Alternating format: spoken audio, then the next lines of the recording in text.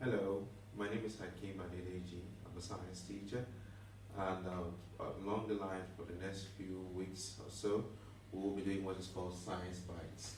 Science Bites is a program designed to help our pupils who are about to start their GCSE and also those who are in secondary school who will also be doing their GCSE by next year. So the basic thing is that we're taking some topics, some areas that we know students tend to struggle with, and we try as much as possible to make sure that you all get the basic knowledge. It's nothing much, it's just for you to understand what we are going to be doing for different specification. So today we're going to start with the basics of one of the topics in chemistry, the atomic structure. What you need to know is just knowing what are the to be able to know mass number and atomic number. While you're doing that, you should be able to know what the structures, what are those things that are present in the atom. Now, in the atom, there are three basic structures that they always ask you of. Actually, it's four. So we have the electron, we have the neutron, we have the proton, and inside the proton, we also have the nucleus. So it's actually more than three nucleus. So these are the basic structures. These are the basic subatomic structures that you are expected to know in chemistry for this atomic structure. So what else do you need to know about these structures? Now you know these are subatomic structures. Now each one of them have different characteristics.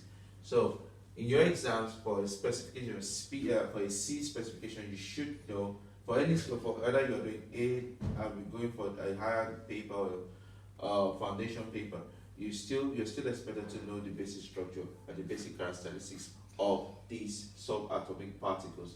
So I'm going to draw this short table so that you have a good idea of what. So I'm going to name the particle, subatomic particle.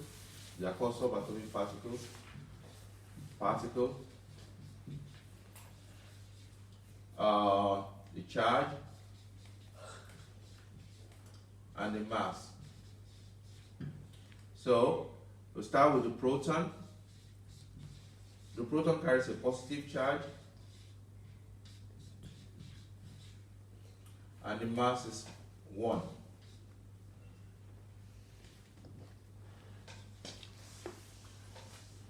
The electron carries a negative charge, as in -1, +1, and the mass is 1 divided by 1850. So that is, the mass is more or less negligible. The neutron carries no charge, from the word neutral, no charge, and also has a mass of 1. So this is what you have. You have the proton, these are the subatomic particles. So you have the proton, the electron, and the neutron. The charge for the proton is positive, it has a mass of 1. Electron has a negative charge, 1850, which is quite negligible. And we also have the neutron, which has no charge, which has a mass of 1. So these are the key fundamental things that you start with. Now, when you've done that one, you've now known what the proton is, the electron is, the neutron is. So they will ask you to go through, they will ask you to answer some questions from these attributes. Now, what else do you need to know about this? Now, in a neutral atom,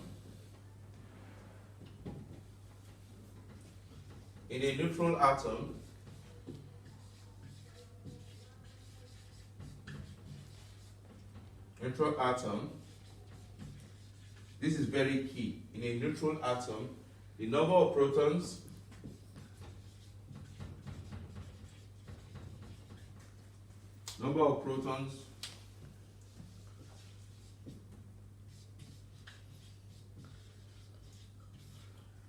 is always equal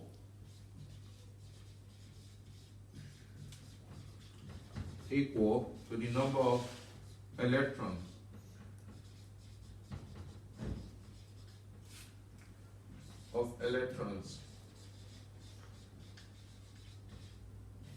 You must always remember that. The number of protons is always equal to the number of electrons.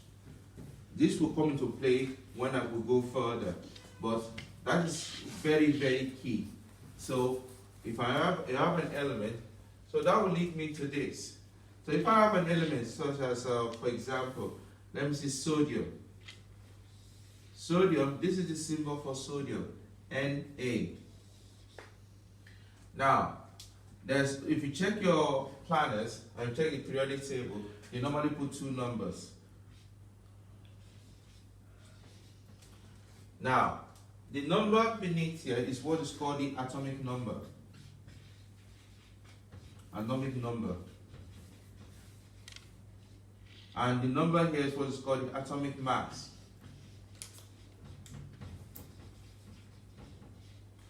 The atomic number equals the number of protons.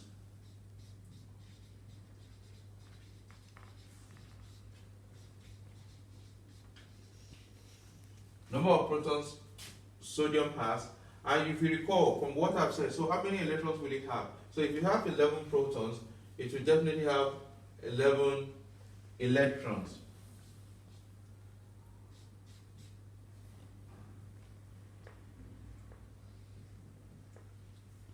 Which also equals number of electrons.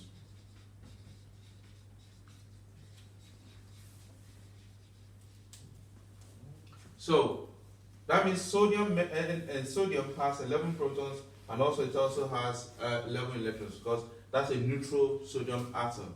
Now the atomic mass equals the mass of the proton plus the neutron. So we know the number of protons is what? 11. So we know that 23 equals 11 plus neutrons. So the neutrons, number of neutrons there, mass of neutrons there will be 23 minus 11, which equals 12. So it has 12 neutrons. So that is how you do it. So again, the atomic number is 11. That means the number of protons it has is 11, and number of electrons it has is 11.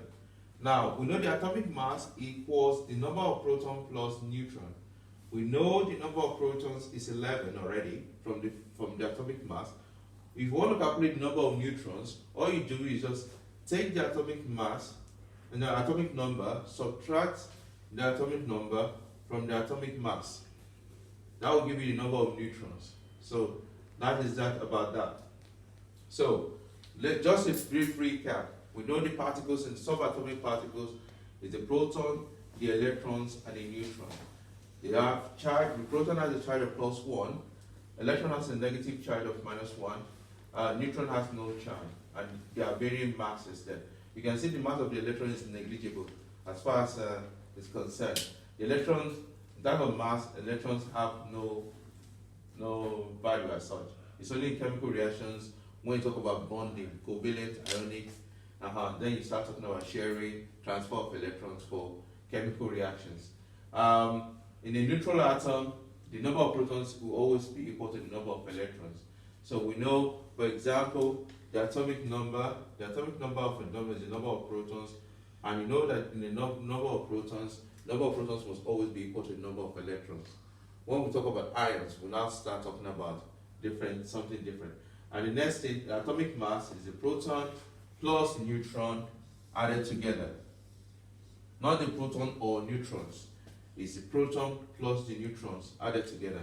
So if they've given you the atomic number, just subtract the atomic number from the atomic mass, which they will give you in your periodic table. So you just subtract that, do the subtraction, the number you end up with will be equal to the number of neutrons. So that is that about that. Thank you very much.